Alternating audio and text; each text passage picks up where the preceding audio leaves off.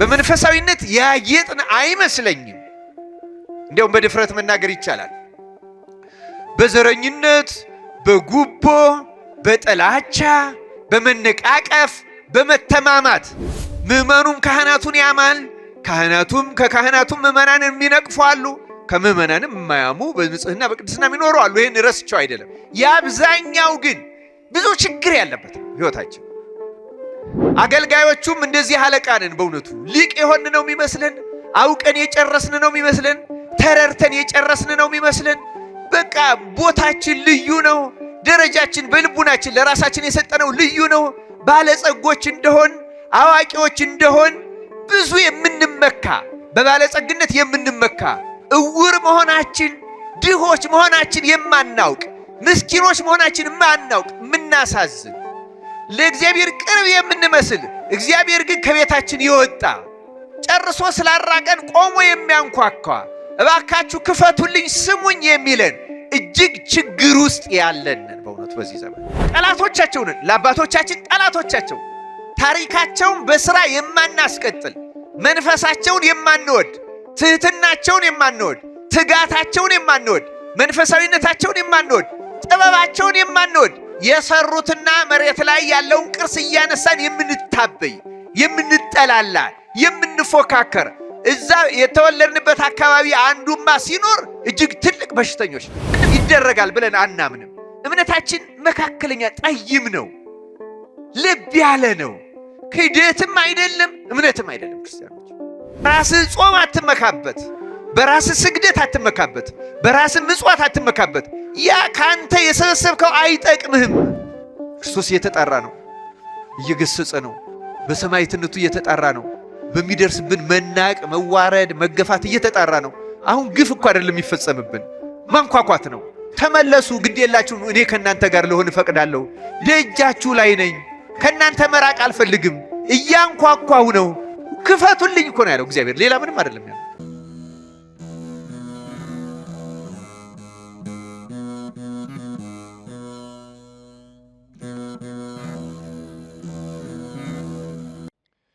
አብ ወወልድ ወመንፈስ ቅዱስ አህዱ አምላክ።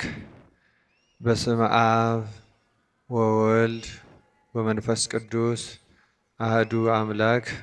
በስመ አብ ወወልድ ወመንፈስ ቅዱስ አህዱ አምላክ አሜን። የተከበራችሁ አባቶቻችን ሊቃውንት፣ አይንተ እግዚአብሔር ካህናት፣ ላይካነ ምስጢር ዲያቆናት፣ በዚህች ዕለት በዚህ ቅዱስ ቦታ የተገኛችሁላችሁም አባቶች፣ ወንድሞች፣ እናቶችና እህቶች እንደምን ዋላችሁ?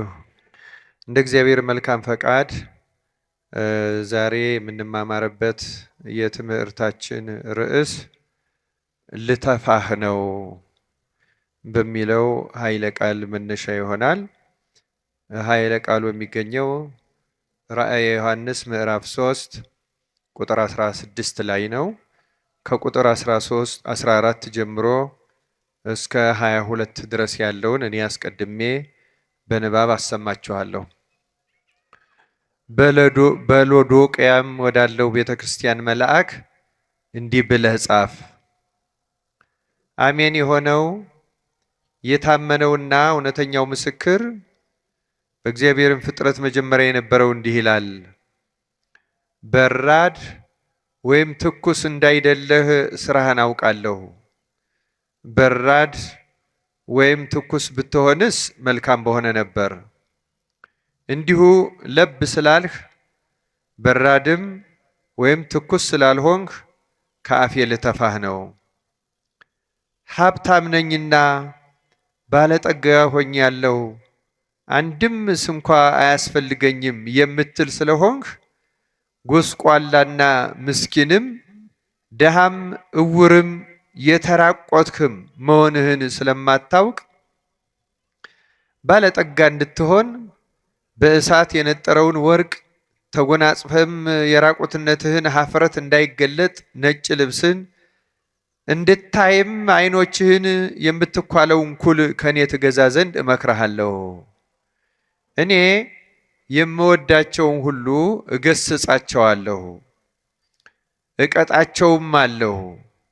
እንግዲህ ቅና ንስሐም ግባ። እነሆ በደጅ ቆሜ አንኳኳለሁ። ማንም ድምፄን ቢሰማ ደጅኑም ቢከፍትልኝ ወደ እርሱ ገባለሁ፣ ከእርሱም ጋር እራት እበላለሁ፣ እርሱም ከኔ ጋር ይበላል። እኔ ደግሞ ድል እንደነሳው ከአባቴም ጋር በዙፋኑ ላይ እንደተቀመጥኩ ድል ለነሳው ከኔ ጋር በዙፋኔ ላይ ይቀመጥ ዘንድ እሰጠዋለሁ። መንፈስ ለአብያተ ክርስቲያናት የሚለውን ጆሮ ያለው ይስማ ይላል። ስለ ቃሉ የአምላካችን የእግዚአብሔር ስሙ የተመሰገነ ይሁን። ጾመ ነነዌ እንደምናውቀው የአንድ ከተማ ሕዝብ ንስሐ የገባበት መጽሐፍ ቅዱሳዊ ታሪክ መታሰቢያ ነው። እንደምታውቁት ታሪኩ የተፈጸመው በብሉይ ኪዳን ዘመን ነው። በዚያ ዘመን ነነዌ የአሦራውያን ከተማ አሁን ኢራን በምንለው ሀገር ውስጥ የነበረች ትልቅ ከተማ ነች። እግዚአብሔር ያንን ያደረገበት ብዙ ምክንያት አለው። ለኛም እንድናስተውል እሱ በቸርነቱ ምስጢሩን ይግለጠልን። እግዚአብሔር ያን ያደረገበት ምክንያት እንደምታውቁት በጥንት ፋርስ በአሁኗ ኢራን ነው የነበረች ስንል በብሉይ ኪዳን ዘመን ከታሪኩም እንደምናስታውሰው እግዚአብሔርን በማምለክ የቃል ኪዳኑን ታቦት ተቀብላ መቅደስ አንጻ ስርዓትና ሕግ ተቀብላ እግዚአብሔርን በታወቀ ሕግና ስርዓት ታመልክ የነበረችው እስራኤል ናት። ከሷ ቀጥሎ ደግሞ ኢትዮጵያውያን ይህን የእግዚአብሔርን የማምለክ ከዚያ ተቀብለን ታቦቱንም አምጥተን ከነሱ ተካፍለናል። ግን በታወቀ ነገር አንደኛ የእግዚአብሔር ሕዝብ ተብሎ የተመረጠው ያዕቆብ ነው። ያዕቆብ እስራኤል ሲባል እስራኤል ማለት የእግዚአብሔር ሕዝብ ማለት ስለሆነ በብሉይ ኪዳን ብቸኛው የእግዚአብሔር ሕዝብ የሚባሉት እስራኤል ብቻ ነበሩ ክርስቲያኖች። ይህን እናውቃለን። ግን እነሱ የእግዚአብሔር ሕዝብ ተብለው በተለየ ኪዳን ይጠበቁ እንደነበር ብናውቅም እግዚአብሔር ግን ፍጥረቱን ከመጠበቅ ቦዝኖ አያውቅም። እግዚአብሔር የእስራኤል ብቻ ጠባቂም አልነበረም። የእስራኤል ብቻ ተንከባካቢ መጋቢም አልነበረም። ምሕረቱ ይቅርታውና በረከቱም ለእስራኤል ብቻም አልነበረም። አንዳንድ ሰዎች ይመስላቸዋል የተለየ ኪዳን ከእስራኤል ጋር ነበረው፣ የተለየ ጥበቃም ነበረው። ልክ ነው። ግን ደግሞ ለፍጥረቱ ሁሉ ይራራ፣ ፍጥረቱንም ሁሉ ይመግብ ይጠብቅ ነበረ። ሌላው ቀርቶ በሐዲስ ኪዳን አሁን ሰው ሆኖ በመጣው በእግዚአብሔር ቃል እናምን ዘንድ እኛ ምን ግድ ይለናል?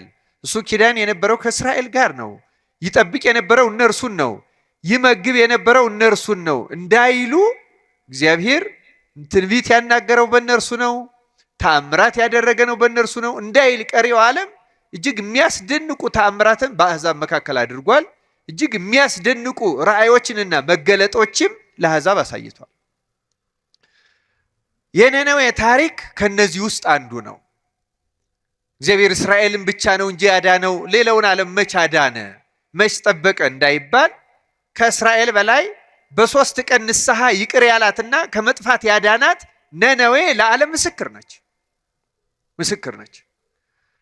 ስለ ስጋዌው ያዕቆብ ታግሎት ለያዕቆብ አብርሃምም በ3 ሰዎች አምሳል አዝሎ ሰው እንደሚሆን እንደዚህ ያለውን ትልልቅ የመገለጡ ምሳሌ ያሳያቸው አብርሃምና ያዕቆብ ወይም እስራኤል የተባለው ናቸው እንጂ እንዲህ ያለውን ነገር መች ለኛ ገለጠ መች ለኛ ተናገረ እንዳይሉ እንደ ናቡከደነጾር ላለው በሰለስቱ ደቂቅ መካከል አራተኛ ሆኖ ራሱንም መንፈስ ቅዱስ አፉን ከፍቶ ፊቱን ጸፍቶ አናግሮ ይሄ አራተኛውስ የአማልክትን ልጅ ይመስላል ብሎ ስጋዌውን በግልጥ አሳይቷል።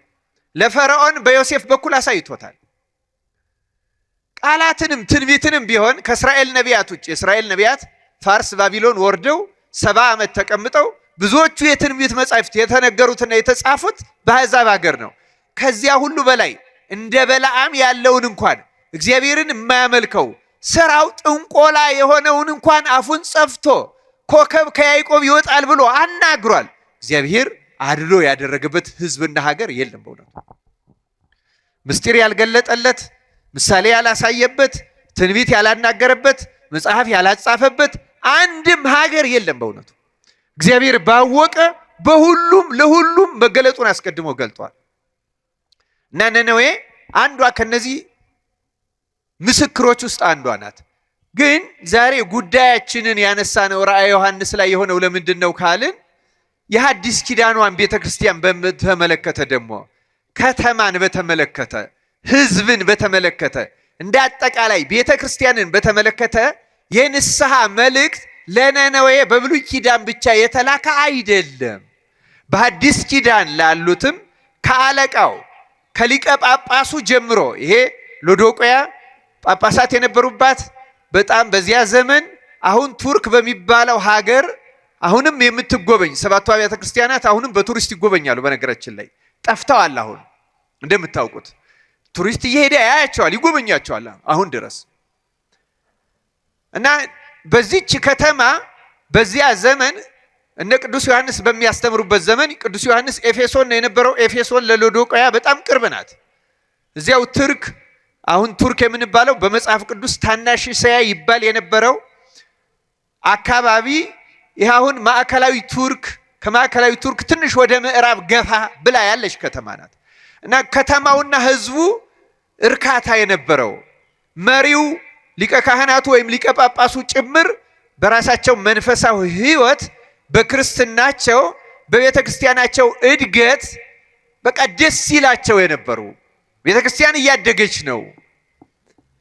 በተለይ ይህን ቃል የተረጎሙ የጥንት ሊቃውንት እንደነገሩት እንደተረጎሙትና እንደጻፉት የዚች ለምሳሌ ከሰባቱ አንዷ የሆነችው የሎዶቅያ ቤተ ክርስቲያን መሪው ደግሞ የበለጠ ተጠያቂ ስለሆነ በእርሱ ተጻፈ እንጂ የሁሉም ነው። ግን እሱም ደግሞ በበሽታው አብሮ የተጠቃ ነው የነበረው። ያ በሽታም ለራሳቸው መንፈሳዊ እንደሆኑ ለራሳቸው በመንፈሳዊ ሕይወት እንዳደጉ የእግዚአብሔርን ቃል በአግባቡ እንደሚረዱ እንደሚያውቁ እምነታቸው፣ አምልኮታቸው፣ ጸሎታቸው፣ ጾማቸው ትክክል እንደሆነ ያስቡ ነበረ። ሲነበብ እንደሰማችሁት ባለጠጋ ነኝ የምትል ግን ድሃ መሆንህን የማታውቅ ይላል። አሁን ይሄ ቃል እርግጥ ሎዶቅያ በታሪኳ ከተማዋም የባለጸጎች ከተማ ስለነበረች ቤተ ክርስቲያናቸውም በሀብትም ባለጸጋ እንደነበረ በታሪክ ተመዝግቧል። ሌላው ቀርቶ በዚያ ዘመን ባለጸጋ ከመሆናቸው የተነሳ ከከተማይቱ ወደ 5 ኪሎ ሜትር ራቅ ያለ ቦታ ላይ ሙቅ ውሃ ነበረ። ያን ሙቅ ውሃ እንዳሁኑ ቧንቧ ባለ መስመር አስገብተው ከተማውን ይጠቅሙት ነበረ። ታዲያ ሙቅ ውሃው ከፈላበት ከወጣበት ወጥቶ እንደምታውቁት የትኛውም ፍል ውሃ ያለበት ከወጣ መውጫው ላይ ነው እንጂ ሙቅ እየወረደ ሲሄድ እንደሞቀ ነው እንደሚቀጥለው። ምን እያለ ነው የሚቀጥለው? እየቀዘቀዘ ይሄዳል። እና 5 ኪሎ ሜትር አምጥተውት ከተማዋ ሲደርስ ቅዝቃዜም ያለቀቀው ሙቀቱም ያለቀቀው ማለት እየቀዘቀዘ የመጣ ግን ሙቀቱ ያለቀቀው ለብ ያለ እዚህ ምሳሌው የተነገረው ራሱ በዚያ ውሃ ነው ይላሉ ጌታ የተናገረው። ስበው ባመጡት ውሃው እነሱ ጋር ሲደርስ ሙቀቱ ለቆት ለብ ብሎ ጨርሶም አልቀዘቀዘም፣ ጨርሶም ሙቀት አልተለየውም። ያንን ምሳሌ አድርጎ ነው እንደዚህ የተናገራቸው ይላሉ ሊቃውንቱ። ይሄ እንግዲህ የሚያመለክተን የዛሬ 2000 ዓመት ምን ያህል የሰለጠኑ እንደነበሩ፣ ምን ያህል ውሃን ስበው አምጥተው ይጠቀሙ እንደነበሩ፣ በእርግጥም ባለጸጎች፣ በእርግጥም ምቾት ያላቸው፣ በዚያው ላይ ደግሞ ለቤተ ክርስቲያናቸውንም ጥሩ አድርገው አንጸው ገንብተው አሳምረው ያመልኩ፣ ይሰግዱ፣ ይጾሙ፣ ይጸልዩ፣ ይቀድሱ፣ ይቆርቡ የነበሩ ናቸው። በጣም የሚገርመውና የሚያሳዝነው ዛሬ በዚህ በጾመ ነነዌ እኔም በዚህ ርዕስ እንድንማር የፈለኩት መንፈሳዊ ሕይወታቸውን ስንመለከተው ግን እጅግ በእግዚአብሔር ዓይን ሲታይ ከፍተኛ አደጋ ውስጥ የነበሩ ሰዎች ነበሩ። እንደነርሱ ከሆነ ባለጸጎች ናቸው። እንደነርሱ ከሆነ ትክክል ናቸው። እንደነርሱ ከሆነ የደመቀ አገልግሎት ሰጪዎች ናቸው። እንደነርሱ ከሆነ ዝማሬያቸው ልዩ ነው። እንደነርሱ ከሆነ አምልኮታቸው ልዩ ነው። እንደ እግዚአብሔር ግን እንዲያውም ወደ መጨረሻ እንደሰማችሁት እደጅህ ቆሜ ምን አደርጋለሁ ነው ያለው?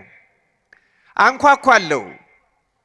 ይህንን አቡሊዲስ የተባለው የቤተክርስቲያን ሊቅ ሲተረጉም እደጅ ቆሜ አንኳኳለሁ ያለው ቤተ ክርስቲያን ውስጥ የለሁም እኔ ማለቱ ነው ይላል። ይመስለናል አሁን እኛ ከእግዚአብሔር ጋር ያለን የምንገናኝ ጸሎታችንም ቁርባናችንም መባችንም መስዋዕታችንም የሚቀበለው ይመስለናል። እግዚአብሔር ሁለትም ሶስትም ሆናችሁ በስሜ ብትሰበሰቡ እኔ በመካከላችሁ እገኛለሁ ያለውን አምነን ስለተሰበሰብ ያለ የተገኘ ይመስለናል። እነዛ የጥንት ሊቃውንት ግን የሚሉት ምንድነው? እደጅ ነኝ የሚለው እደጅ ቆሜ አንኳኳለሁ የሚለው ክርስቶስ በመካከላቸው አልነበረም፣ ተለይቷቸው ነበረ። ጨርሶ አልተዋቸውም፣ ቅርባቸው ነው ያለው፣ ግን አልገባም። በመካከላቸው አልነበረም። ጸሎታቸው ውኩፍ አልነበረም። አምልኮታቸው ውኩፍ አልነበረም። ተቀባይነት ያለው አልነበረም ይመስላቸዋል። ግን አሁን የኢትዮጵያ ቤተክርስቲያን እውነት ለመናገር የኢትዮጵያ ቤተክርስቲያን ብዙ ቅዱሳን ያሏት፣ ብዙ ደጋግ ምእመናን፣ ብዙ ደጋግ ካህናት፣ ደጋግ መምህራን የተጠቀሙ ባህታውያን በጣም የበቁ ሰዎች ያሉባት ብትሆንም እንደ አጠቃላይ ስናያት ግን የሎዶቅያን ቤተክርስቲያን ልትመስል ትችላለች። ብዙ ነገራችን ድምቀት አለው፣ ማማር አለው። በአሁኑ ጊዜ ከተሞቹ በጣም ይገነባሉ። ህንጻቸው በጣም ድንቅ ድንቅ ነው። የሚሰራው ነገር ሁሉ አስገራሚ ነው። ዝማሬው፣ ልብሰ ተክህኖው፣ ካባው፣ ላንቃው ብዙ ነገሩ ያማረ ነው በእውነቱ። ግን ውስጡ ሲመረመር ግን እንደዛ ላይሆን ይችላል። በመንፈሳዊነት ያጌጥን አይመስለኝም። እንዲያውም በድፍረት መናገር ይቻላል በዘረኝነት፣ በጉቦ፣ በጥላቻ፣ በመነቃቀፍ፣ በመተማማት ምዕመኑም ካህናቱን ያማል፣ ካህናቱም ከካህናቱም ምዕመናንን የሚነቅፉ አሉ፣ ከምዕመናንም የማያሙ በንጽህና በቅድስና የሚኖሩ አሉ። ይህን ረስቸው አይደለም። የአብዛኛው ግን ብዙ ችግር ያለበት ነው ህይወታቸው። አገልጋዮቹም እንደዚህ አለቃንን በእውነቱ ሊቅ የሆን ነው የሚመስለን፣ አውቀን የጨረስን ነው የሚመስለን፣ ተረርተን የጨረስን ነው የሚመስለን። በቃ ቦታችን ልዩ ነው፣ ደረጃችን በልቡናችን ለራሳችን የሰጠነው ልዩ ነው። ባለጸጎች እንደሆን አዋቂዎች እንደሆን ብዙ የምንመካ በባለጸግነት የምንመካ እውር መሆናችን ድሆች መሆናችን የማናውቅ ምስኪኖች መሆናችን የማናውቅ የምናሳዝን ለእግዚአብሔር ቅርብ የምንመስል እግዚአብሔር ግን ከቤታችን የወጣ ጨርሶ ስላራቀን ቆሞ የሚያንኳኳ እባካችሁ ክፈቱልኝ ስሙኝ የሚለን እጅግ ችግር ውስጥ ያለንን በእውነቱ በዚህ ዘመን አብዛኛዎቻችን በዚህ ውስጥ ነው ያለነው። ለዚህ ነው በዚህ ርዕስ የምንማረው። ሳነብላችሁ እንደሰማችሁት ቃሉ በጣም የሚገርም ነው። አሁን ርዕሳችን ልተፋ ነው የሚለው ቁጥር 16 ላይ ያለው ከላይ ከፍ ብሎ ያለውን ስናየው በራድ ወይም ትኩስ እንዳይደለህ ስራህን አውቃለሁ። በራድ ወይም ትኩስ ብትሆንስ መልካም ቢሆን ነበር። እንግዲህ ታውቃላችሁ አሁን ሰው ሊያስታውከው ሲል እንዲያው ገጥሟችሁ ከሆነ ምን አይነት ስሜት ነው በውስጣችን የሚሰማን? ለምሳሌ ለብ ያለ ነገር የወሰደ ሰው ያቅለሸልሸዋል አያቅለሸልሸው? ያው አንዱ ሲሆን ጥሩ ነው በእውነቱ።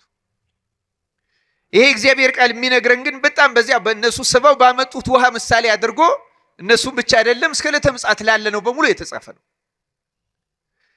በመጽሐፍ ቅዱስ ምን ማለት ነው ይሄ በራድ ወይም ትኩስ እንዳይደለህ አውቃለሁ የሚለው ቃል ምን ማለት ነው? በጣም የሚገርሙ ናቸው። አንደኛ ባለጠጋ ነኝ። በጣም የሚገርም እኮ ነው። ስለ ራሱ ያለውን ሲናገር ባለጠጋ፣ ሀብታም ነኝና ባለጠጋ ሁኛለሁ፣ አንድም እንኳ አያስፈልግም የምትል ስለሆንክ፣ ጎስቋላና ምስኪንም ድሃም እውርም የተራቆትህም መሆንህን ስለማታውቅ ይላል። አምላካችን እግዚአብሔር በቸርነቱ ሁላችንንም ይቅር ይበለን። እቺ ጾም የንስሐ ጾም ናት ክርስቲያኖች። በነነዌ ከንጉሱ እስከ ተራው ሰው ከሰው እስከ እንስሳ ተስተካክለው ንስሐ ቢገቡ እግዚአብሔር ቸር አምላክ ስለሆነ ምሕረቱን በቅጽበት ነው የመለሰላቸው። እውነት የአዲስ አበባን ብዙ አጥቢያዎች በዚህች 3 ቀን ልዩ ጉባኤ መዘጋጀቱ እንዲህ መልካም ነው። እኛም ደግሞ ብናስተውል በማስተዋል ብንጾማት ራሳችንን ብንመረምር እንደ ሀገር እንደ ኢትዮጵያ ኦርቶዶክስ ተዋሕዶ ቤተክርስቲያን አጠቃላይ እንደ አንድ ሀገረ ስብከት እንደ አንድ አጥቢያም ከዚያ እየወረድን ደግሞ እንደ አንድ ቤተሰብ እያንዳንዳችን ደግሞ እንደ አንድ አማኝ እንደ አንድ ካህን እንደ አንድ አገልጋይ ራሳችንን ብናይ በእውነትና ብንመረምረው በዚህ መንገድ ለኃላፊው ከተጻፈለት ከሎዶቅያ ቤተክርስቲያን ኃላፊ ወይም አለቃ ወይም ሊቀ ጳጳስ ብዙ የምንማረው ነገር አለን። ክርስቲያኖች ስለ ራሳችን ያለን ሐሳብ በጣም የተሳሳተ ነው። ደጋግሜ ያነሳለሁ። እኔ በእውነቱ የኢትዮጵያ ቤተክርስቲያን የዚህ ዘመን ምዕመናን ታሪካችንን ራሱ በአግባቡ አንጠቀምበትም።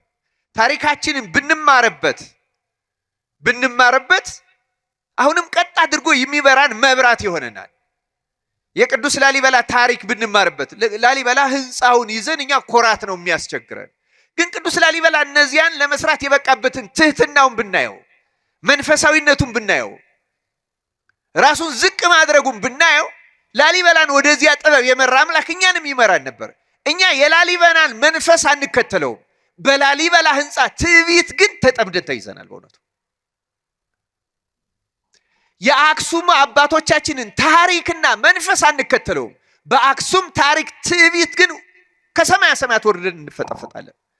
በጎንደር፣ በጣና ገዳማት፣ በቁልቢ፣ በግሸን ሁሉንም ቦታዎች ማንሳት ይቻላል። በዚህ በጻድቃኔ፣ በደብረ ሊባኖስ፣ በአሰቦት፣ በምድረ ከብድ፣ በዝቋላ እስከ ታችኛው እስከ ባሌ እስከ ነብርብር እስከ አርባ ምንጭ እስከ ነበሩት ጥንታዊ ገዳማት ታሪኮቻችን የጠፉት ጠፍተዋል፣ ያሉት ብቻ የነሱ መንፈስ ብንመረምረው ታሪካቸውን ከኩራት ለይተን ብናጠናውና በእነርሱ መንፈስ ብንጓዝ እውነት የነሱ ልጆች እንባል ነበረ። እኛ በስጋ ልደት የነሱ ልጆች ነን እንጂ በመንፈስ ጠላቶቻቸው ነን። እንደ ፈሪሳውያን ጌታ በወንጌል እንደዛ ነው ያላቸው። የአባቶቻችን በእውነት በአባቶቻችን ዘመን ኖረን ቢሆን ኖሮ እነዚህ ነቢያትን ሲገድሉ ባልተባበርናቸው ነበር ሚሉትን አንስቶ በእውነትም የነዚያ የገዳዮች ልጆች መሆናችሁን ትመሰክራላችሁ አላቸው።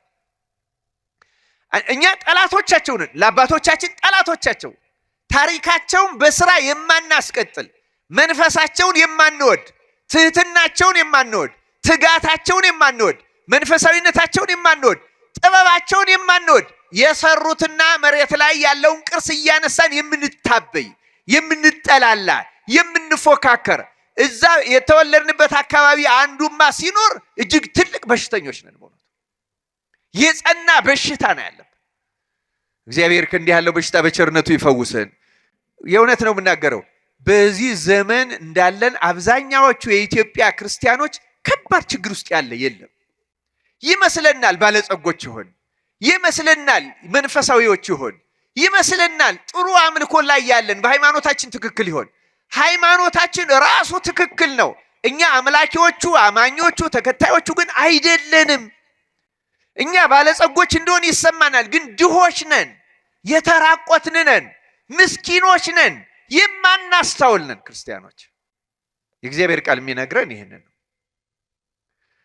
እና ምንድን ነው ይሄ በራድ ወይም ትኩስ አለመሆን የሚለውን ሊቃውንት ሲተረጉሙ አንድ 3 ትርጓሜ ሰጥተውታል አባቶቻችን። አንደኛ በራድ ወይም ትኩስ እንዳይደለህ አውቃለሁ ሲል ለማንኛውም አማኞቻችን የሚተረጎመው የመጀመሪያ እምነታችንን የተመለከተ ነው። እምነታችን አሁን እንዳጠቃላይ ሲታይ በወልድ ዋሕድ በክርስቶስ አምላክነት ማመናችን ትክክል ነው።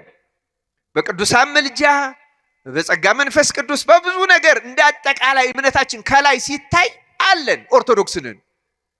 ከውስጥ ግን በሕይወታችን ስንመረመር በምንጸለየው ጸሎት፣ በምንጾመው ጾም፣ የእግዚአብሔርን ቃል በመስማት እግዚአብሔር ከኛ ጋር ስለሚያደርገው መግቦት፣ ጥበቃ፣ ድነት ግን ባዶዎች ነን እና ከላይ የሆነ እምነት የሚመስላለን፣ ከውስጥ ስንበረበር ደግሞ የለንም። ወይ ጨርሰን አልካድንም፣ ወይ ጨርሰን አላመንም። መካከል ላይ ልብ ያለ የሚያስጠላ ሁኔታ ላይ ነው ያለን። በማህበራዊ ሚዲያ ስንከራከር፣ ስለ ቤተ ክርስቲያን ስንናገር እንዲሁ የበቃን ነው የምንመስለው። የጠነቀቅን እምነታችን የገባን የተረዳን እንመስላለን። ምንጠቅሰው ጥቅስ፣ ምንጠቅሰው መጽሐፍ፣ ምናቀርበው አስረጃ አናጣም። በገቢር ግን ከቅዱሳን ጋር ራሱ በጸሎት ተገናኝቶ መጠቀም ደግሞ ምንም የለንም። በእውነቱ ከላይ እንደምንናገረው አይደለንም። ሰባኪዎቹ እንደምንሰብከው አይደለንም። አስተማሪዎቹ እንደምናስተምረው አይደለንም። ምዕመናኑም እንደሚናገረው እንደሚለጥፈው ስዕል እንደሚጠቅሰው ጥቅስ አይደለንም።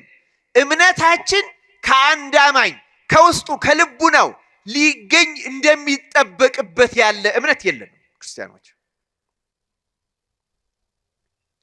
ልብ ያለንን ማዕከላዊ ነን።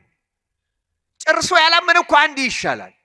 ወይ ደግሞ ጠበቅ አድርገን ይዘን ራሳችንን መርምረን የገቢር እምነት ማለት ምን ማለት ነው? ቢያንስ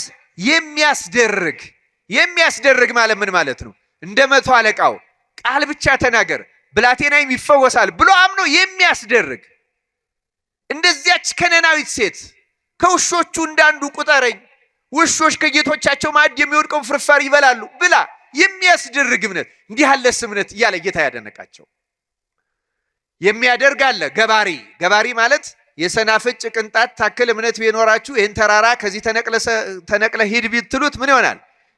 ግድ የለም ተአምራት ማድረጉ ይቀርብን። ቢያንስ ለምነን ማግኘት የምንችል ለምንድን ነው የማናገኘው ይላል የእግዚአብሔር ቃል። ለምሳሌ ወንጌሉ ላይ ይላል ማርቆስ ወንጌል ምዕራፍ 14 ላይ በጸለያችሁና በለመናችሁ ጊዜ የለመናችሁትንና የጸለያችሁትን እንደተቀበላችሁት አድርጋችሁ ቁጠሩ እመኑ ይላል። ያን ጊዜም ይደረግላችኋል ይላል። ለምንድን ነው የማይደረግ ካል እየለመንም ይደረጋል ብለን አናምንም። እምነታችን መካከለኛ ጠይም ነው፣ ልብ ያለ ነው። ክህደትም አይደለም እምነትም አይደለም ክርስቲያኖች። እና እኛ ለዚህ እኮ ነው ጌታ ልተፋህ ነው። ምክንያቱም ለብ ያለ ይተፋል፣ ያስታውካላ፣ ገብቶ አይስማማም፣ ጤና አይሰጥም። አንዱን ብትሆን ይሻለኝ ነበር፣ ትኩስ ወይም በራድ በሆንክስ መልካም ነበረ አለ። አይደለንም እኛ ወይ ከሃዲም አይደለንም አማኝም አይደለንም። በእውነቱ አስቸጋሪ ነገር ላይ ነው ያለ ነው ክርስቲያኖች። ይህም ብቻ አይደለም። በእውነቱ እንደው እምነታችንን አሁን ስናየው ሁለት ጥቅሶችን ማንበብ እፈልጋለሁ። ቅዱስ ጳውሎስ ለቲቶ በላካት መልእክት ላይ ምዕራፍ 1 ቁጥር 16 እንዲህ ይላል፣ እግዚአብሔርን እንዲያውቁ በግልጥ ይናገራሉ። እኛን የሚመለከት ነው። እግዚአብሔርን እንደሚያውቁ በግልጥ ይናገራሉ። ዳሩ ግን አለ የሚያጸይፉና የማይታዘዙ ለበጎም ስራ ሁሉ የማይበቁ ስለሆነ በስራቸው ይክዱታል አለ። ይሄ እኛን ይመለከታል አይመለከትም?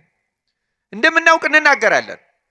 እምነታችን ትክክል እንደሆነ፣ ተዋህዶ ንጽሕት እንደሆነች፣ የአባቶቻችን ገድል ተአምራት እንናገራለን በእውነቱ እና እንደምናውቅ እንናገራለን። ግን ደግሞ በብዙ ነገራችን የምናጸይፍ ነን። የእግዚአብሔር ቃል የሚወቅሰን እንደዛ ብሎ ነው። እና በምን ያለ ከእውቀት ሲታዩ፣ ከንግግራቸው ሲታዩ፣ ከምስክርነታቸው ሲታዩ እግዚአብሔር እንደሚያውቁ በስራቸው ግን ይክዱታል። እኛ እንደዚህ ያለን ወይ በስራችንም ጨርሰን እንመን ወይም ደግሞ በእውቀቱም ጨርሶ መካድ ይሻላል እኮ። አሁን መካድ ጥሩ ነው ለማለት አይደለም የምናገረው። እግዚአብሔር ግን ከሁለቱ አንዱ መካከል ላይ ነው ያላችሁ ይለናል። ይሄ በአብዛኛው እኛን የሚመለከት ይመስላል። እንደምታውቁት ቅዱስ ጳውሎስ ሁለተኛ ጢሞቴዎስ መልእክቱ ምዕራፍ 3 ቁጥር 5 ላይ ቁጥር 1 ጀምሮ ይሄ በመጨረሻው ዘመን ስላሉ ሰዎች ሲናገር ትዕቢተኞች፣ እንዲህ የሚያደርጉ፣ በትዕቢት የተነፉ፣ እንዲህ የሚያደርጉ እያለ ገንዘብን የሚወዱ ያለ ይዘረዝርና መጨረሻ ላይ ሲያጠቃልለው የአምልኮ መልክ አላቸው፣ ኃይሉን ግን ምን አድርገዋል አለ ክደዋል። ከነዚህ ደግሞ ራቅ ብሎ ይመክረዋል። ሁለተኛ ጢሞቴዎስ ምዕራፍ 3 ቁጥር 5 ላይ አሁን እኛ ያለን ክህደት የተግባር ክህደት ነው ክርስቲያኖች። በተግባር ብዙ ድካም ነው ያለብን። በእውነተኛ ህይወት ክህደት ይገኝብናል። ከላይ ሲታይ ደግሞ እምነትም አለን እና በጣም አስቸጋሪዎች ነን። ልይዝህ አልችልም የሚለው ለዛ ነው። በዚህ በራእየ ዮሐንስ ላይ መካከል ላይ ያለን ስለሆን አስቸጋሪ ሆነን ተገኝተናል ማለት ነው። ሁለተኛ ደግሞ በእውነቱ ይሄ ለብታ የሚባለው ስንጠመቅ ይልቁንም ደግሞ በሜሮን ስንታተም ሀብተ መንፈስ ቅዱስ ያድርብናል አያድርብንም?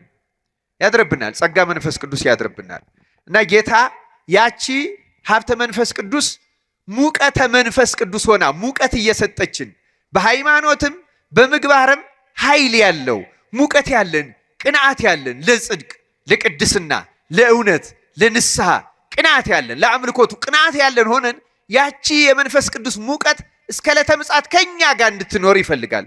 እንዲያውም እሱ ራሱ መድኃኔዓለም ክርስቶስ ሉቃስ 12:49 ላይ ስለዚህች እሳት ሲናገር በምድር ላይ እሳት ልጥል መጣሁ አለ ይላል። ምን ልጥል መጣሁ? እሳት ልጥል መጣሁ ይልና አሁንም የነደደ ከሆነ ይላል ቃሉ፣ አሁንም የነደደ ከሆነ ዘንድ ምን እፈልጋለሁ አለ ይላል። ምክንያቱም ያቺ እሳት በሐዋርያት አድራ ስትቀጣጠል ስትነድ ያያታል። እኛ ግን ያቺ ሙቀት የለችም፣ ያቺ የምትቀጣጠል። ለምሳሌ አንድ ሰው በንዴት በእልህ ተበሳጭቶ ተቆጥቶ የሚያደርገው የሙቀተ መንፈስ ቅዱስ አይባልም። ክርስቲያኖች ሙቀተ መንፈስ ቅዱስ በነገራችን ላይ ይቺ በውስጥ የምትነድ እሳት መጀመሪያ የምታቃጥለው በእኛ ውስጥ ያለ የኃጢአት ፍላጎት ነው። ማን ነው የምታቃጥለው አልኳቸው? በእኛ ውስጥ ያለ በራሳችን በነፍሳችን ውስጥ ያለ የዝሙትን፣ የጥላቻን፣ የኃጢአትን፣ የክህደትን ይህን የመሰለውን ድካም ታቃጥለዋለች እና ያነጻዋል። ውስጡ እየነጻ እየበራ ይሄዳል አንድ ሰው። አሁን በእኛ ግን በትርጓሜ እንደምትሰሙት እሳት በአመድ እንደሚዳፈን ያችን እሳት አጥፍተናታል። እንዲያውም ቅዱስ ጳውሎስ ይህም በተመለከተ 1-2 ጥቅሶችን ከተናገረው ልጥቀስ። አንደኛ ተሰሎንቄ ምዕራፍ 5 ቁጥር 19 ላይ መንፈስን አታጥፉ ይላል። ምንን አታጥፉ? በጥምቀት ያገኛችሁትን መንፈስ በሜሮት የታተማችሁበትን ያን የንጽህና መንፈስ፣ ያን የቅድስና መንፈስ፣ ያን እውነትን የመለየት መንፈስ፣ ያን ከእግዚአብሔር ጋር የመኖር መንፈስ፣ ያን የእግዚአብሔርን ቃል የመውደድ መንፈስ፣ ያን የንስሐን መንፈስ፣ የመታዘዙ መንፈስ አታጥፉ ይለናል። እኛ ውስጥ ግን ጠፍቷል። አሁን ያለው መንፈስ የምን መንፈስ እንደሆነ እናውቀዋለን። የጥላቻ መንፈስ ገኗል፣ እናውቀዋለን። አይደለም እንዴ? የሐሜቱ፣ የልዩነቱ፣ የዘረኝነቱ ይህን መንፈስ ቅዱስ ተመልከቱ። ያን እሳት ተብሎ የተነገረላትን ያንን አጥፍተነዋል፣ አዳፍነነዋል። የተዳፈነ እሳት ምግብን እንደማያበስለው ጣዕም እንደማያበስለው በእኛም ተለይቶን አልሄደም እንጂ ጨርሰን ስላልካድ ነው ተዳፍኗል። ልብ ብለናል፣ ማዕከላዊ ሆነናል። በጎ ምግባር የለንም። ለምሳሌ ሮሜ 12:11 ላይ ቅዱስ ጳውሎስ በመንፈስ የምትቃጠሉ ሁኑ ይላል። በምን የምትቃጠሉ ሁኑ? በስጋዊ ቅናት አይደለም፣ በስጋዊ ቅናት አይደለም፣ በመበለጥ ስሜት አይደለም፣ በመንፈስ የሚቃጠል ሰው ቤተክርስቲያን ስለሚጎዳ ሰው እንኳን ሲያስብ ስላለመዳኑ ነው የሚያስበው፣ በጥላቻ ያስበው። ነገራቸው እኛ የጥላቻ ስሜት አለን አይደለም፣ ውጭ ስላለ ውስጥ ስላሉት እንኳን ስለ አባቶችም ይሁን ስለ ክርስቲያኖችም ቢሆን ድካም ስለተገኘበት ኃጢአት ስለተገኘበት ያለን መንፈስ የንቀት፣ የጥላቻ፣ የሐሜት የኔ መንፈስ። በመንፈስ መቃጠል ግን ሌላ ነው። ክርስቲያኖች በመንፈስ የሚቃጠል ሰው ስለ ሌላው መዳን ነው የሚጨነቀው፣ ስለ ራሱ ኃጢአት ነው የሚያስበው። እግዚአብሔር በእንዲህ ያለው መንፈስ እንድንጎበኝ እንድንቃጠልን በቸርነቱ ይርዳን። አሁን ይሄ ሙቀተ መንፈስ ቅዱስ ከኛ ተለይቷል። ክርስቲያኖች ይሄ ለመንጻት በመንፈስ ቅዱስ የሚቃጠል ሰው ድካሙ ነው የሚታየው። የራሱ ድካም፣ የራሱ ኃጢአት፣ የራሱ አለማወቅ ስለሚታየው መቼ እነጻ ይሆን? ማእዜሪ ገጾ ለአምላኬ ነው ያለው ዳዊት። መቼ ነው የአምላኬን ፊቱን የማየው?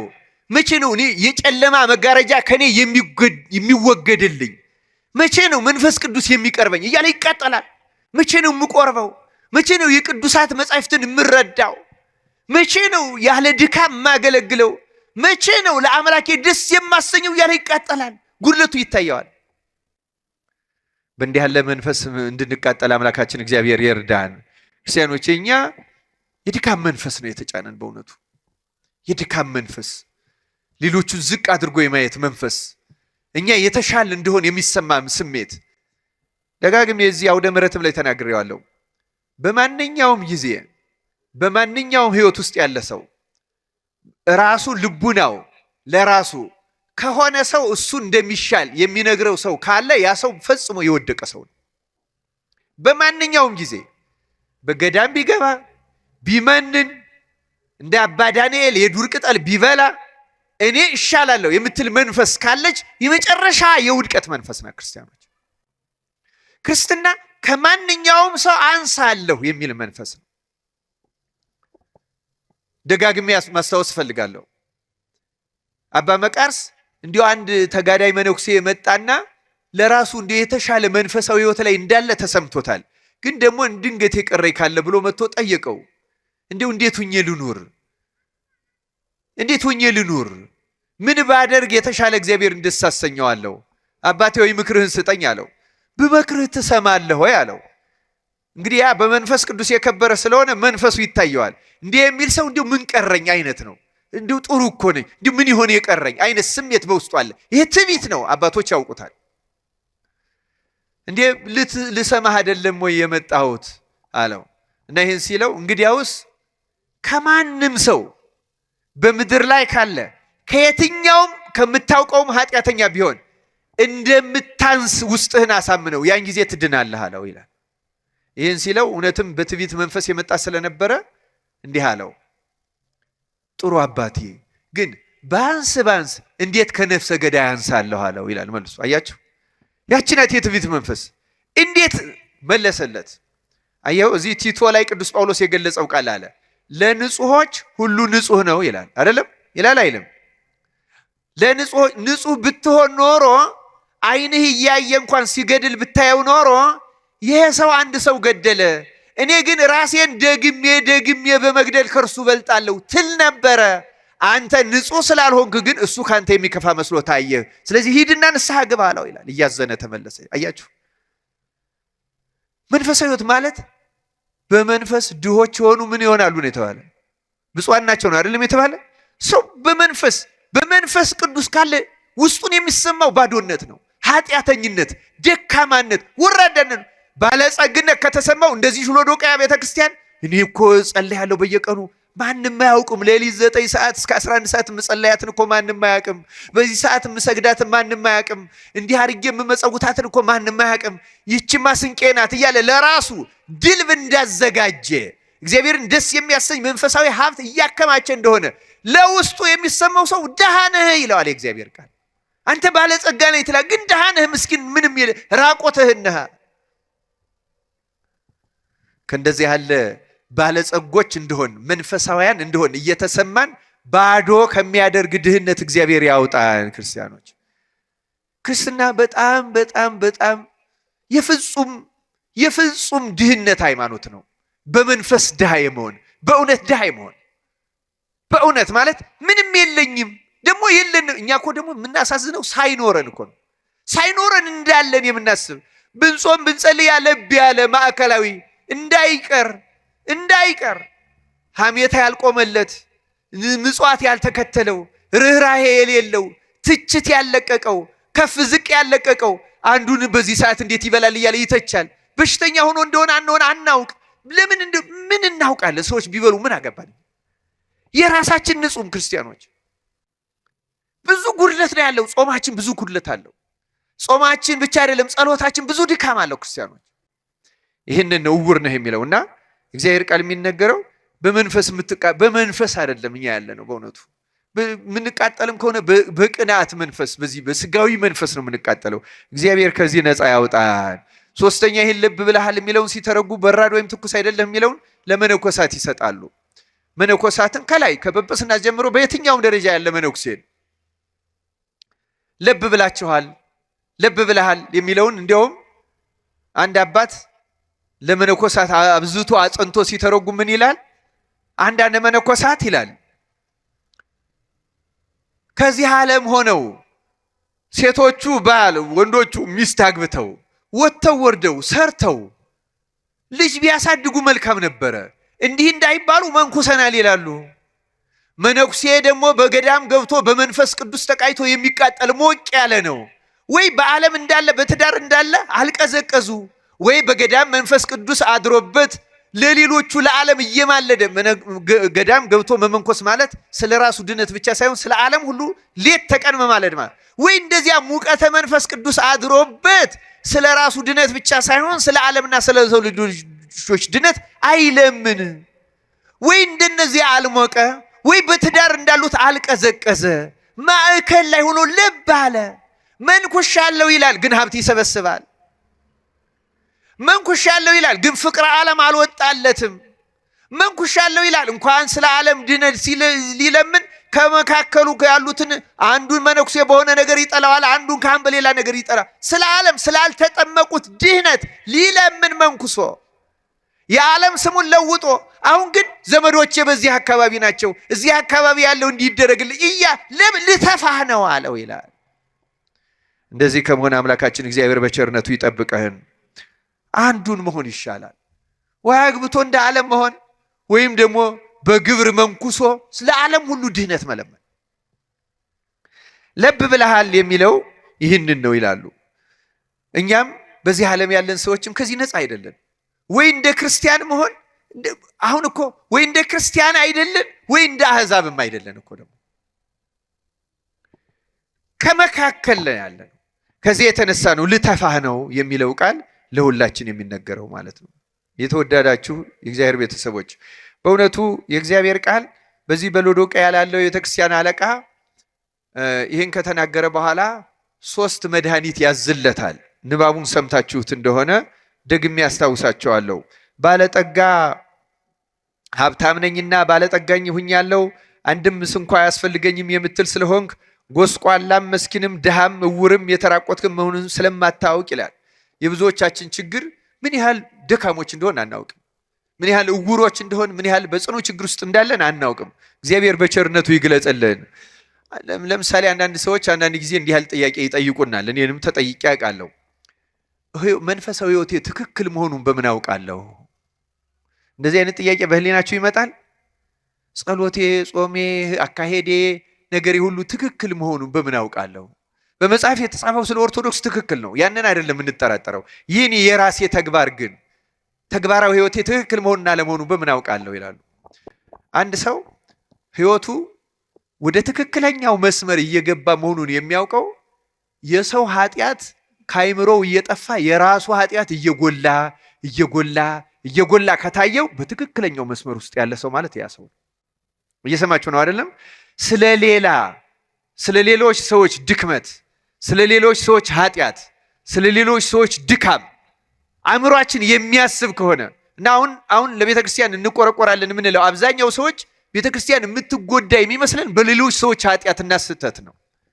ልክ ነው፣ ያ ሊጎዳ ይችላል። ቤተ ክርስቲያን ጎዳት ማለት ግን እንዳለች የቅድስናዋን ይጎዳታል ማለት አይደለም። ያን ሰው ራሱን ነው የሚጎዳው። በነገራችን ላይ ቤተ ክርስቲያንማ የክርስቶስ አካል ናት።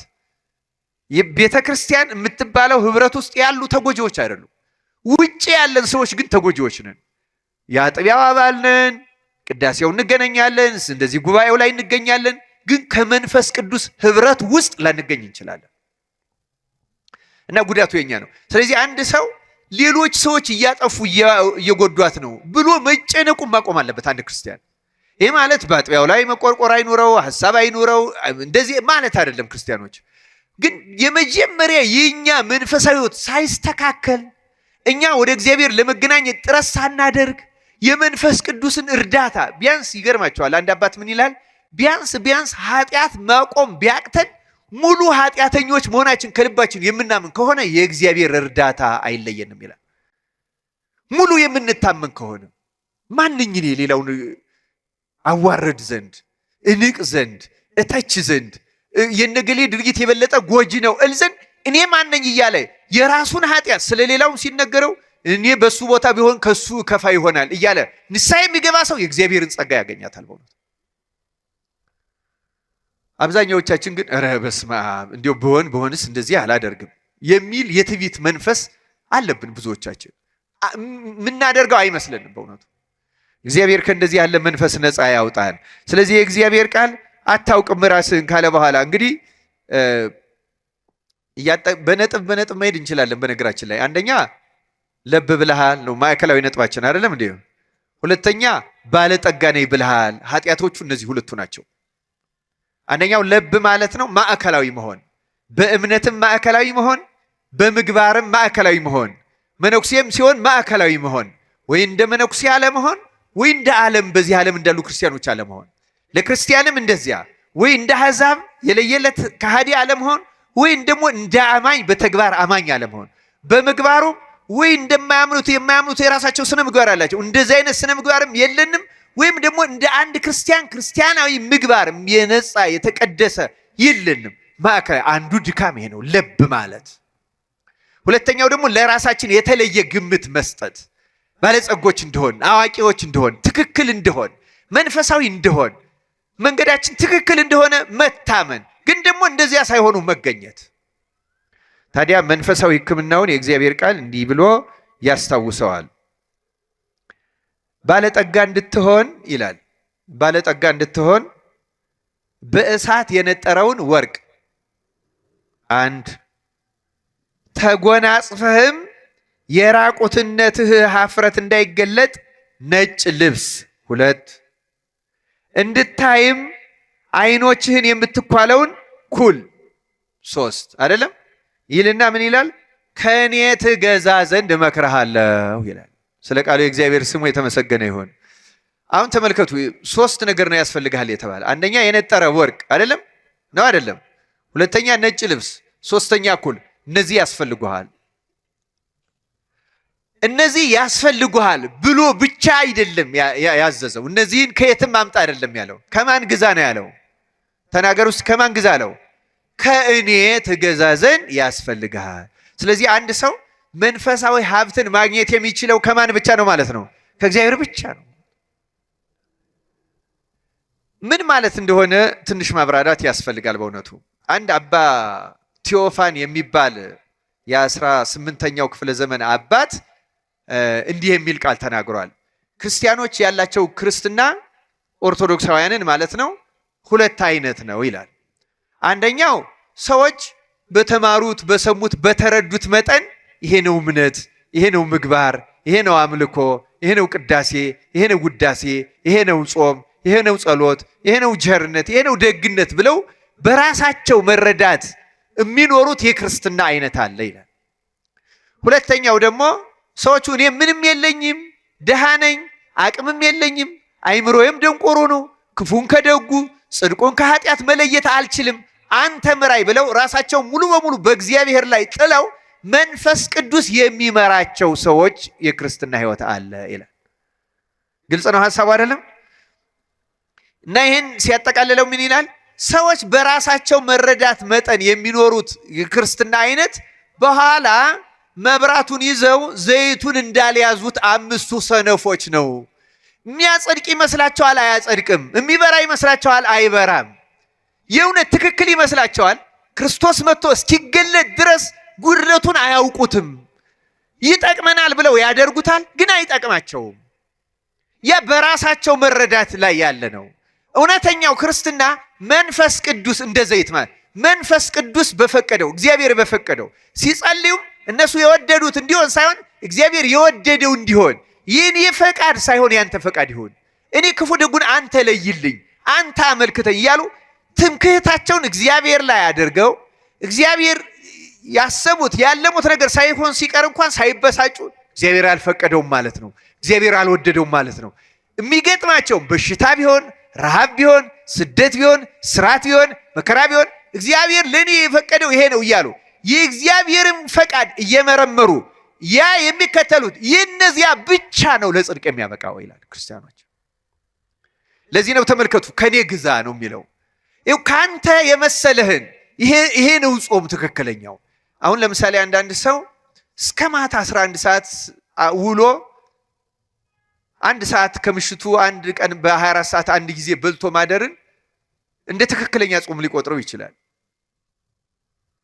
ደግሞ እውነትም ስናየው ትልቅ ጾም ነው። እንዲህ ያለ ጾም ግን እየተመካበት የሚሆን ከሆነ አይጠቅመው፣ የራሱ ነዋ። እንዲህ አርጌ በዚህ እንዲሆናለሁ እያለ ማለት ነው። ከዚያ ይልቅ በጣም ፈቃደ እግዚአብሔርን በመከተል ሌላ ሰው ሊበልጠው ይችላል። ክርስቲያኖች አንዳንድ ሰዎች ጾም ከማጽናታቸው የተነሳ ሰውነታቸው ደክሞ መጸለይ ሁሉ እስኪያቅታቸው ሊጾሙ ይችላሉ ክርስቲያኖች። እና ያንን በቃ እንደዚህ ብለህ ተጋድለሃል ብሎ የሚይዝልን አይምሰላችሁ። እውነት ለመናገር ከፍጹም ትህትና አሁን ከፈቃደ እግዚአብሔር ጋር ከሆነ በፈቃደ እግዚአብሔር በ3 ቀን አንድ ቀን የሚበሉ አሉ፣ በሳምንት አንድ ቀን የሚበሉ አሉ፣ ከዚያ እንደ ኤልያስ አንድ ቀን በልተው 40 ቀን የሚቆዩም ይኖራሉ አሉም ደግሞ። እነዚህ ግን በራሳቸው ብርታት አይደለም የሚያደርጉት፣ በእግዚአብሔር ፈቃድ ብቻ ነው የሚያደርጉት። ያለ እግዚአብሔር ፈቃድ ምንም አያደርጉ። አሁን የአባ መቃርስ ዘይሴሰይ ቆቅ ውሃ የሚለው ስንክሳራችን ቆቅ የሚበላው የአባ መቃርስን ታሪክ ስናየው ታሪኩም ራሱ የተገለጠው እኮ ለምናኔ የመጣ አንድ መነኩሴ አባ መቃርስ ባለበት ጫካ ደረሰ። አባ መቃርስ ይውላል፣ ግን በእግዚአብሔር ፈቃድ ታዞለት አንድ ቆቅ ይይዝና እያበሰለ ይበላል። ሲያየው መነኩሴው ሳቀ። ደግሞ መነኩሴ ነኝ ይላል፣ አያፍርም። ስጋ እየበላ ልክ ነው፣ መነኮሳት ስጋ አይበሉም። አባ መቃርስ ግን ሕግን ጠብቆ አልፎ በፈቃደ እግዚአብሔር ታዞለት፣ ተመልከቱ፣ ከሕግ በላይ ሆኖ ይሄን በእግዚአብሔር ፈቃድ እስከ መመገብ የደረሰ ነው። ያኛው አዲስ መነኩሴ ግን ሲያየው ተናደደበት። ደግሞ ምንኩስና ሊያሰድባልና ሊከሰው ወደ ፓትርያርኩ ሄዶ ከሰሰው።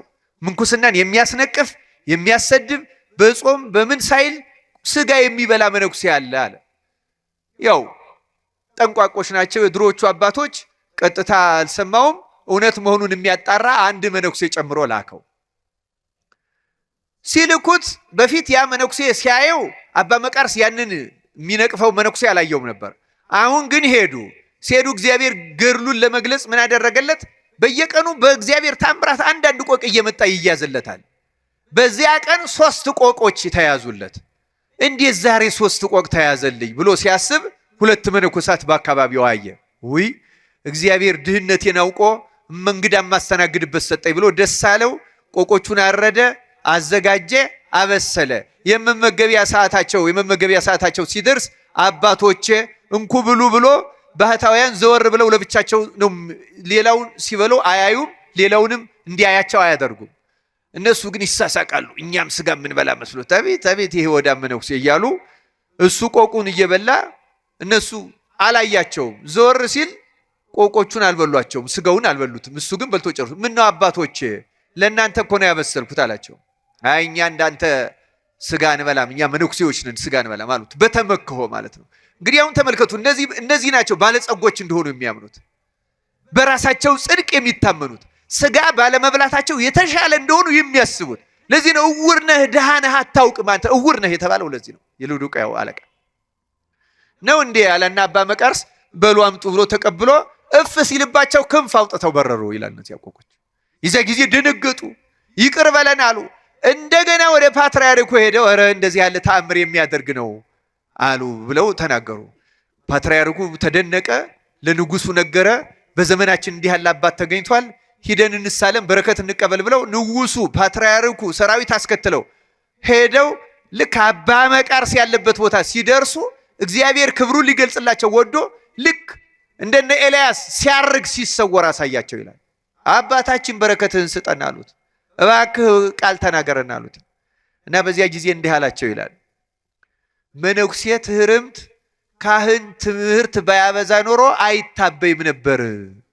ምክንያቱም እነሱ ባላቸው እውቀት ይመካሉ። እውርነት ማለት ይሄ ነው ክርስቲያኖች፣ በመንፈሳዊነት ማለት ነው። ከእንዲህ ያለ በራሳችን ጽድቅ ከመመካት እግዚአብሔር ያደነን። ለዚህ ነው ከኔ ግዛ ነው ያለው። ተመልከቱ፣ ከራስህ አትግዛ። በራስህ ጾም አትመካበት፣ በራስህ ስግደት አትመካበት፣ በራስህ ምጽዋት አትመካበት። ያ ካንተ የሰበሰብከው አይጠቅምህም። ከኔ ግዛ በፈቃደ እግዚአብሔር በታዛዥነት በትህትና። እንደውም የሚለው በእሳት የነጠረ ወርቅ ማለት ተፈትኖ ያለፈ እምነት ይኑርህ። እና እነዚህን 3ቱንም ይተረጉማቸዋል አባቶች። በእሳት የተፈተነ ወርቅ የተባለው ንጹህ እምነት የጠራ ያን በእሳት በደንብ የጠራ ወርቅ ነውር እንደሌለው ምንም ነገር እንደማይገኝበት እምነትህ ሕጸጽ፣ ጥርጣሬ፣ ምንታዌ ቅዱስ ያዕቆብ እንዳለው በሁለት ሐሳብ የሚገፋ የሚያመነታ ሰው ከእግዚአብሔር አንዳች የሚያገኝ አይምሰለው ነው የሚለው አይደለም። እንደዚህ ያለ አይኑረው። የተፈተነ እምነት ይኖራችሁ። በእምነታችሁ መካከለኛ አትሆኑ፣ ልብ አትበሉ። ተግባራዊ እምነት። ይህን ወርቅ ከኔ ግዛ። እውር ነህ አንተ፣ ምንም የለህም። እንደምታስበው አማኝ አይደለህም። እንደምትገምተው እምነት የጠራ አይደለም። መሪ ብትሆን፣ አስተማሪ ብትሆን፣ አዋቂ ብትሆን፣ ተርጓሚ ብትሆን፣ በእኔ ዘንድ ያለህ እምነት ግን ከኔ የተገኘ አይደለም። በራስህ መረዳት በራስህ እውቀት ላይ የተመሰረተ ስለሆነ አልቀበልህም። እምነታችን ከሱ ለመግዛት አምላካችን እግዚአብሔር ይርዳን። ታስታውሳላችሁ ደቀ መዛሙርቱን ጌታ ዛሬ ስለ እምነት አላስተምርም እንጂ በነገራችን ላይ በመጽሐፍ ቅዱስ ደቀ መዛሙርቱ ብዙ ጊዜ ተአምራት ካደረጉ በኋላ ጌታ ደጋግሞ የገሰጻቸው እምነተ ጎደሎች እያለ ነው። ታስታውሳላችሁ ቅዱስ ጴጥሮስ በባህር ጌታ ሲሄድና ጌታ መሆኑን ሲያውቁት ጌታ ሆይ እኔም እንዳንተ በባህሩ ላይ እንድመጣ እዘዝ አለው። አዘዘና አለው። ጴጥሮስ መራመድ ጀመረ። በኋላ ዝቅ ብሎ ባህሩን ሲያይ ፈራ። ፍርሃትና ጥርጣሬ ሲያደርበት መስጠም ጀመረ። ጌታ ሆይ አድነኝ ብሎ ጮኸ ይላል። ጌታ ምንድን ነው ያለው? አንተ እምነት ምን የሆነህ ነው ያለው? ይጉድልህ። አይገርማችሁም? በባህር ላይ እስከ መራመድ ደርሶ ጴጥሮስ የእምነት ጉድለት ከተገኘበት እኔና እናንተ ምን ያህል የእምነት ጉድለት ይገኝበት ይሆን? ማቴዎስ 17 ላይ እንደተጻፈው ያን አንድ ሰው ልጁን አምጥቶ ፈውሱልኝ አላቸው። ደቀ መዛሙርቱ አጋንንት ሲያወጡ ነው የኖሩት። የዚህን ሰው ልጅ ግን መፈወስ አቃታቸው። መጥቶ ወደ ጌታ ጮኸ። ደቀ መዛሙርቱ ልጄን ሊፈውሱት አልቻልም፣ እባክህ ፈውስልኝ አለ ይላል። እና አነጋገሩ ራሱ ተግሳጽ የሚገባው ስለነበር ጌታ ገስጾታል። ለምን? ደቀ መዛሙርቱ አልቻሉም ነው ያለው። የማን ድክመት ነው ያደረገው? የማን ድክመት ነው ያደረገው? አሁን እኛ እንደምንለው ግሸን ሄድኩ አልዳንኩም፣ እንትን ሄድኩ አልዳንኩም፣ እንትን ሄድኩ እንትንም እናሻግረዋለን። ጌታ ገስጸው አንተ እምነት የጎደልሃልና የእሱ እምነት ችግር ነው፣ የደቀ መዛሙርቱ ችግር ብቻ አልነበር። ደቀ መዛሙርቱም በኋላ ደግሞ ጠየቁት፣ ጌታ ሆይ እኛ ልናወጣው ያልቻል አንተ ግን ያወጣኸው ስለምንድን ነው አሉት ይላል። ስለ እምነታችሁ ማነስ። ስለ እምነታችሁ ማነስ። ተመልከቱ፣ አጋንንትን እያወጡ የእምነት ማነስ ከተገኘባቸው የእኛ እምነት የጠራ ወርቅ ነው ብላችሁ ታምናላችሁ? ምን ያህል ድካም እንዳለብን አስተውሉ ክርስቲያኖች። እንደምናስበው አይደለም እምነታችን፣ እንደምንናገረው እንደምንፎክረው አይደለም። ቢኖረን እንኳን በእኛ መረዳት ላይ የተንጠለጠለ ነው። ከእግዚአብሔር ያገኘ ነው፣ የተገለጸ የነጻ የጠራ ፈተና የሚያሻግር አይደለም። የጠራው ወርቅ ከኔ ግዛ፣ የጠራ እምነት። ለዚያ ነው ደቀ መዛሙርቱ ጌታ ሆይ እምነት ጨምርልን፣ እኛም እምነት ጨምርልን ብለን እሱ እንዲጨምርልን መልካም ፈቃዱ ይሆን። ነጭ ልብስ ራቁትነትህን እንድትሸሽግ አለ። ያ አባት የሎዶቅያው አባት እኮ ራቁቱን አልነበረም። ባለጸጋ ያጌጠ የተኩነሰነሰ ነበር። ውስጡ በእግዚአብሔር አይነት ሲታይ ግን ራቁት። አሁን እኛም ብዙዎቻችን እንደዚያ ነን። በማስመሰል ጽድቅ ከብረናል። በእውነቱ በማስመሰል ጽድቅ ጻድቅ ሆኖ ለመታየት መጣጣር፣ ሰዎች ሁሉ የተለየ መንፈሳውያን እንደሆን ግምት እንዲሰጡን፣ የተሻልን እንደሆን ምዕመናን እንደዚህ አይነት አስተያየት እንዲኖራቸው እንደ ተሻልን ቆጥረው የተለየ መባ የተለየ ስጦታ እንዲሰጡን ምንኩነሰነሰው በጣም ብዙዎች ነን በእውነቱ። በነገራችን ላይ እውነተኛ መንፈሳዊነት ከዓለም ሰዎች የተደበቀ ነው። በፍጹም እውነተኛ መንፈሳዊ ሰው ሌላ መንፈሳዊ የሆነ ሰው ብቻ ነው የሚያውቀው፣ ሌላ ዓለም አያውቀው። መንፈሳዊን ሰው የሚያውቀው መንፈሳዊ ሰው ብቻ ነው። ዓለም አያውቀው። ዓለም የሚያውቀው መንፈሳዊ ሰው የለም በእውነቱ። ይሄማ የዓለም መንፈስና የእግዚአብሔር መንፈስ አንድ ሆኗል ማለት ነው። የለም። ጻድቅን ጻድቅ ነው የሚያውቀው፣ የበቃን የበቃ ነው የሚያውቀው። መንፈሱ ርቱ የሆነ መንፈሱ ርቱ የሆነውን ያውቀዋል። መንፈሱ ርቱ ያልሆነው ሰው የሆነውና ያልሆነው አይለይ። ማስመሰሉን ብቻ ነው የምንከተለው። ራቆትህን ነጩን ልብስ ከኔ ግዛ አለ። ትዝ ይላችኋል የማቴዎስ ወንጌል ምዕራፍ 22 ላይ ወይም ሉቃስ 15 ላይ ስለጠፋው ልጅ የተሻለ ልብስ አልብሱት ነው ያለው አይደለም? ልብሱን አውልቁና የተሻለ ልብስ ምን አድርጉት? ልብስ የጸጋ እግዚአብሔር መመለስ ምሳሌ ነው። የምን መመለስ ነው? የምን ምሳሌ ነው አልኳችሁ? ጸጋ እግዚአብሔር ተራቁተናል። አሁን ተለይቶናል። ረድኤት የለንም። በእውነቱ ራቆታችን ነን። ንግግራችን አያምር። በዚህ ዘመንማ እንደው እኮ በጣም አስገራሚ ነገር እኮ ነው በእውነቱ። ለመናገር ራሱ ይከብዳል። አሁን ያለንበትን የውርደት መጠን ለመናገር አስቸጋሪ። እግዚአብሔር በቸርነቱ የጸጋውን ልብስ ያልብሰን። ሶስተኛ ምን ያስፈልግሃል ነው ያለው? ኩል ለዓይንህ አጥርተህ እንድታይ። አንተ ግብዝ አይደለም የሚለው በማቴዎስ ወንጌል ላይ የሌላውን ኃጢአት የሌላውን መርፌ ታይዘን ካንተ ዓይን ያለው ምሰሶውን አስቀድመህ ምን አደርጋናል? አሁን እኛ ኩል ዓይንን እንደሚያጠራው መንፈሳዊ ዓይናችን ድፍርስ ነው። የሆነ እውቀት ቢኖረን የሆነ ትምህርት ቢኖረን ድፍርስ ነው። ይሄ ፈሊጥ የሚባለው ለይቶ ማየት ጽድቁንና ኃጢአቱን፣ እውነቱንና ሐሰቱን፣ ጠቃሚውንና ጎጂውን፣ ይሄ ማስመሰሉንና እውነተኛውን መንፈሳዊ ሕይወት አናውቀውም። መለየት አልቻልንም። መንፈሳዊ ዓይናችን አልጠራም። ስለዚህ ኩል ያስፈልጋል። አሁን አስተውሉ። ከኔ ግዛ ነው የሚለው። ከክርስቶስ ያልተገዛ ከሱ ያልተገኘ ነገር አንዳችም አይረዳንም ክርስቲያን። እነዚህን ሶስት ነገሮች መግዛት የሚጀምረው ግን ይሄ ኩል የሚባለውን ሲተረጉሙ የመጀመሪያው የእግዚአብሔር ቃል ነው። ክርስቲያኖች የእግዚአብሔር ቃል ሕግህ ለእግሬ መብራት ለመንገዴ ምንድን ነው ያለ ዳዊት? ብርሃን ነው አይደል ያለው? ብርሃን ነው። የእግዚአብሔር ቃል ያሳያል። የእግዚአብሔር ቃል በነገራችን ላይ ራሳችንን እንድናይ የሚያደርግ በተለይ በወንጌል የተጻፉትን ትእዛዛት ደጋግመን እያነበብን የምንጸልይ ከሆነ አጥርተን ማየት እንጀምራለን። ይታየናል ድክመታችን። ቅድም እንዳልኳችሁ የመንፈሳዊነት ምልክቱ የራስን ኃጢአት በዝቶ ማየት ነው። እያንዳንዱ ሰው የራሱ ኃጢአት በዝቶ ከታየው እውነተኛ መንገድ ላይ ነው ያለ ነው ማለት ነው። እና ይሄ ኩል ያስፈልገናል። ይሄ ኩል የእግዚአብሔር ቃል ነው። ይሄ ኩል ከእግዚአብሔር ጸጋ ከእግዚአብሔር መንፈስ ቅዱስ የሚገኝ የራስን ኃጢአትና ድክመት እያሳየ ራስን የሚወቅስና ወደ እውነተኛው ንስሐ የሚመራ ነው። አምላካችን እግዚአብሔር እነዚህ መንፈሳዊ ገንዘቦች አግኝተን በእውነቱ ከእግዚአብሔር ጋር ለመታረቂያ ያብቃን። የመጨረሻው የዚህ ቃል እዚህ ለሎዶቅያ አለቃ የተጻፈለት ቃል በደጅ ቆሜ ምን አደርጋለሁ? ኳኳለሁ። እግዚአብሔር ደጃችን ነው፣ ሩቅ አይደለም። ክርስቲያኖች ብዙ ቦታ በመሄድ አይደለም እናገኘው። በእያንዳንዳችን የልቡና ደጅ ላይ እያንኳኳ ነው ያለው። በበሽታ የሚያንኳኳበት አለ፣ በስራት የሚያንኳኳበት አለ፣ በችግር የሚያንኳኳበት አለ፣ በቃሉ የሚያንኳኳበት አለ። በተለያየ መንገድ ወደ እርሱ እንድንመለስ እግዚአብሔር ያንኳኳል። እና አሁን ግን ከእናንተ ጋር አይደለሁ ነው ያለው የሎዶቅያውን አለቃ። በቁርባናችሁም አልገኝም እኮ ነው። ከውጭ ነኝ ማለት ቁርባናችሁ ራሱ አይሰምርም አያድንም ማለት እኮ ነው። ገና አልገባሁም፣ እናንተ እኛ ጋር ነው ትላላችሁ እንጂ እኔ ከእናንተ ጋር አይደለሁም፣ እኔ ከደጅ ነኝ ገና ነው የሚለው።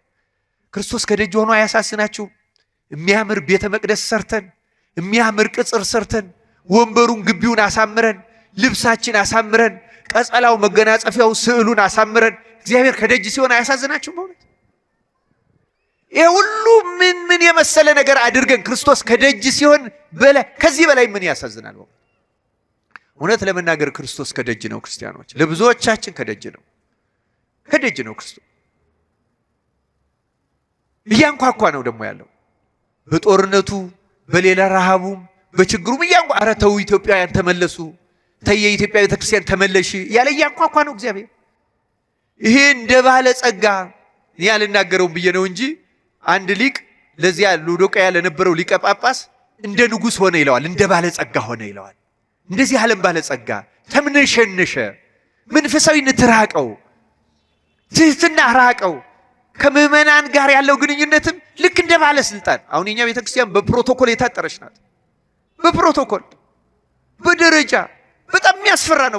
በነገራችን ላይ የኢትዮጵያ ቤተክርስቲያን ራሷ ማየት አለባት። ኧረ ተው ተመለሱ እያለ ነው እግዚአብሔር። ከፍ ያለ ትዕቢትና መምነሽነሽ ውስጥ ነው ያለን። ክርስቶስ እየተጣራ ነው፣ እየገሰጸ ነው፣ በሰማዕትነቱ እየተጣራ ነው፣ በሚደርስብን መናቅ፣ መዋረድ፣ መገፋት እየተጣራ ነው። አሁን ግፍ እኮ አይደለም የሚፈጸምብን፣ ማንኳኳት ነው። ተመለሱ፣ ግድ የላችሁም፣ እኔ ከእናንተ ጋር ልሆን እፈቅዳለሁ፣ ደጃችሁ ላይ ነኝ፣ ከእናንተ መራቅ አልፈልግም፣ እያንኳኳሁ ነው፣ ክፈቱልኝ እኮ ነው ያለው እግዚአብሔር። ሌላ ምንም አይደለም ያለው። ተመለሱ፣ እኔ ልግባ፣ ያን ጊዜ አብሬያችሁ እራት እበላለሁ፣ ያን ጊዜ ቁርባናችሁ ይሰምራል፣ ያን ጊዜ ምልጃችሁ ያማልዳል፣ ያስታርቃል፣ ያርጋል። አሁን ግን ከእናንተ ጋር አይደለሁም ነው ያለን። መክፈት ያስፈልጋል፣ ትህትና ያስፈልጋል፣ ማስተዋል ያስፈልጋል። ይሄ ሁሉ የሚደርስብን እግዚአብሔር ቢጣላን ነው፣ በኃጢአታችን ነው፣ በጥጋባችን ነው ማለት በጣም ያስፈልጋል። ክርስቲያኖች ብንመጻደቀው ብንኩነሰነሰው ምንም የሚጠቅመን ነገር የለም። 3 ቀን እንደ ነነዌ ይበቃናል። ከተመለስን ይበቃናል። አባቶቻችን በዚህ በመጽሐፍተ መነኮሳት እኮ ብለዋል። አንድ ሰው በጣም የተከማቸ ኃጢአት ሰርቶ ሄዶ እንዲያው ይሄን ኃጢአቴን እግዚአብሔር እንዲያው በ3 ዓመት ይቅር ይለኛል አለው ይላል። 3 ዓመት ብዙ ነው አለው ይላል። እሺ እንግዲያው በ3 ወር ይቅር ይለኛል አለው ይላል። 3 ወርም ብዙ ነው አለው። እንዴት ይቅር ይለኛል ሲለው ከልብህ ከተመለስክ 3 ቀን ይበቃሃል አለው። ክርስቲያን ከተመለስን እኮ ቀን ብዛት አይደለም የሚያስፈልገው። ሌላ እግዚአብሔር ዋና የሚፈልገው የልባችን መመለስ ነው። ለሰራነው ኃጢአትማ ቀስ እያለ ለሁላችን እንደ ስራችን መክፈሉ ስለማይቀር ዳዊትን ንስሐ ቢቀበልም እኮ ስለ 4 ይክፈል ያለውን እኮ ከፍሎታል እኮ አይቀርም። ያ እንከፈላለን ነው። የስራችንን ነገር የዘራናትን ሳናጭድ በሰፈርንባት መስፈሪያ ሳይሰፈርልን በበደልናት መጠን ሳንቀጣ እኮ አንቀርም። ቢያንስ ግን ከተመለስን ረድኤቱ ወደኛ ይመጣል። ይቅርታው ይመጣል፣ ምሕረቱ ይመጣል፣ ጸሎታችን ይሰምራል። እውነቱን ለመናገር ተመልሰን ከእግዚአብሔር ጋር ለመታረቅ ያብቃን። ካልሆነ ግን ልተፋ ነው ይላል ክርስቲያኖች። ካልሆነ ከባድ ነገር ይመጣል ክርስቲያኖች። እንደ ሀገርም እንደ ቤተ ክርስቲያንም ከባድ ጥፋት ነው የሚጠብቀን ከዚህ በኋላ ካልተመለስ። እንዲህ እያልን አንቀጥልም። መቀጠል ከፈለግን ደጃችን ቆሞ የሚያኳኳውን ክርስቶስ ማስገባት አለብን። ዕውርነታችን፣ ድህነታችን ማወቅ አለብን። ራቆታችን መሆናችን ማስተዋል አለብን። እምነታችን ያልጠራ እንደሆነ ልብ ያለ እንደሆነ መረዳት አለብን። አስተሳሰባችን፣ አመለካከታችን አሁን ይሄ አለ። አሁን እንደው ለምሳሌ ይሄን ወቅት የምናልፈው እንዴት ነው ቢባል ምን እናገረዋለን? ግን ያ በድፍረስ አይን የምናየው ነው፣ ያልጠራ ነው። ሁሉን እንግዛው፣ የእግዚአብሔርን ቃል እንመርምር። ወደ አባቶቻችን እንዴት ነው ያለፉት? ያን ጊዜ አጥርተን እናያለን። ያን ጊዜ እንደ ፈቃዳችን ሳይሆን እንደ እግዚአብሔር ፈቃድ እንፈጽማለን። ያን ጊዜ እንታረቃለን። ያን ጊዜ ወደ መስዋዕታችን ወደ መንበራችን ይገባል። መስዋዕቱ ላይ ይገኛል፣ ያርጋል፣ አብሮን ይበላል፣ አብረነው እንበላለን፣ እናሸንፋለን። እሱ ዓለሙን ድል ነስቶታልና እና መወዳቸውን እገሥጻለሁ ይላል። ተግሳጽ አድርገን ተቀብለን እንደ ነነዌ ሰዎች ከልብ ንስሐ ገብተን ከእግዚአብሔር ለመታረቅ ያብቃን። ይቆየን። ወስብሐት ለእግዚአብሔር።